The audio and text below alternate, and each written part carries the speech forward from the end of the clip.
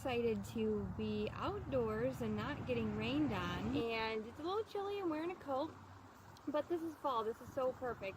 So I'm here in front of this really beautiful, expansive field.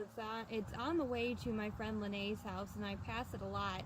I've always been intrigued by this space, so I wanted to stop here and make a quick video for you.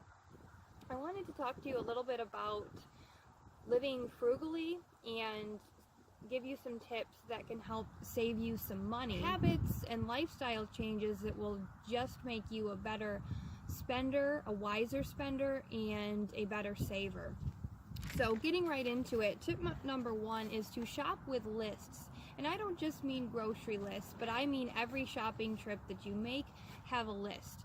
So of course when you go to the grocery store, having a list is great because that means that you're not just going to try and plan things out in your head once you get there and willy-nilly just throw things into your cart. Write a list out beforehand, write down the things that you like, the things that you need for the dishes that you want to make, and stick to that. I'm pretty good at that now, and what I usually do so that I'm not super crazy with myself is I'll allow myself one off-list item because I know the temptation is going to be there. So I say, okay, I can get one item off list, maybe something new you didn't know was there or something you'd like to try. So that also applies to going, say, to Target or Rite Aid or Home Depot, any store like that. Go with a list in mind. You know, I need lotion, I need mascara, I need a birthday card, and just stick to that list because you can get off whack at one of those stores as well. Okay, tip number two is learn to control impulse buys. This one is huge. I have gotten very good at controlling my impulse buying, and I almost never do it now. So when I think about something that I need or want, I'm usually thinking about that for days in advance. And again, I write it on one of those lists. So when I get to a place, I stick to that list and I don't just get excited by everything that I see because I know I need to stick to my list. All the areas at checkout counters at every kind of store are full of impulse buys. And that's what they're trying to do, is to get you to spend a couple bucks here or $5 there to add money to your ticket at the end of your shopping experience. So that applies too to like clothing and stuff. If you go to Target and you go there for lotion, but you end up swinging through the clothing department, you weren't planning on buying clothes, but you impulsively buy something that you see. If you do find something that you like on that trip, well, put that away in the back of your mind and think about it. If you're still thinking about that item after a week to 2 weeks, then you can really consider buying it. But that will then prove to you that it's not an impulse buy. You didn't just buy it because it was shiny and interesting at the time. You actually thought about needing it. And if you feel after a week or two that you still do, go ahead and buy it if it's important to you. Next tip is, piggybacking off that, determine what is important to you. You have a limited amount of money that you earn each month. Most of us are not millionaires, so your money is very valuable. And since you don't have an infinite supply, you have to prioritize how you use it. So that includes your budget. When you're writing out your budget, if something is very important to you, put it in your budget. If a monthly workout class is important to you, put it in your budget, or a newspaper, or a subscription to a magazine.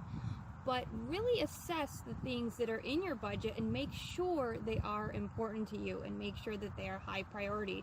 If you have a gym membership that you determine is not important to you, get rid of it and save the money in your budget. Open it up for something else. What I believe it should be for is saving. So determine what's important to you. It's your money, but it's very valuable, and spend it wisely. Next is to track your spendings. This is a habit that I started when I was in Peace Corps. I had very little cash flow then, living off a volunteer salary. So I just wanted to know where my money was going each month. You can track this either handwritten, which is what I was doing at the very start, or you can use apps on your phone. I use an app called Penny, And it doesn't actually prevent me from making purchases because I know I have to record it. It just helps me to know where my money is going. It helps me to keep track of what areas I'm spending my money in, and then I can maybe notice trends where I'm spending too much or where I can spend a little more, where I can reallocate funds. And it just again helps me feel in control of my spending and really value the money that I have instead of just throwing it all over the place. I keep my receipts, at least until I put it in my app, and I just feel that helps me to be a responsible spender. Next is to learn what you can live without. That kind of goes with determine what's important to you. Look at your spendings. If you take the time to track them, look at them at the end of the month and determine if there's something in there that's just not useful to you and you can live without. You know, a magazine subscription, a daily trip to Starbucks, something like that. Just really assess, look at what you spend, assess if it is useful or you can let it go. My last tip is to look for cheaper options.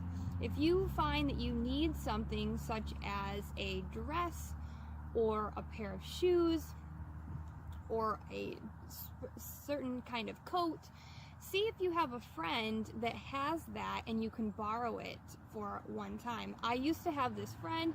She had tons of dresses, really cute dresses, and I would always go to her when I had a wedding to go to or something special and see if she would dress me for that. I don't have a lot of clothes and I don't have a lot of formal clothes, so instead of investing in all that myself, I would call my friend Blair and I could borrow a dress of hers, still look amazing, but then not have to take on that expense and then have to find a place to put that dress later.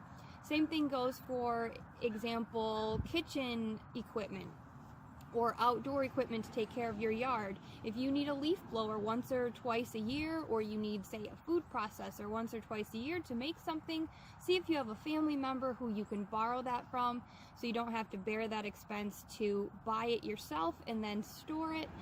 Same goes for if you do feel that you want that item, look into a used option, look on Craigslist, look online, look at thrift stores, and see if you can get it cheaper than buying new.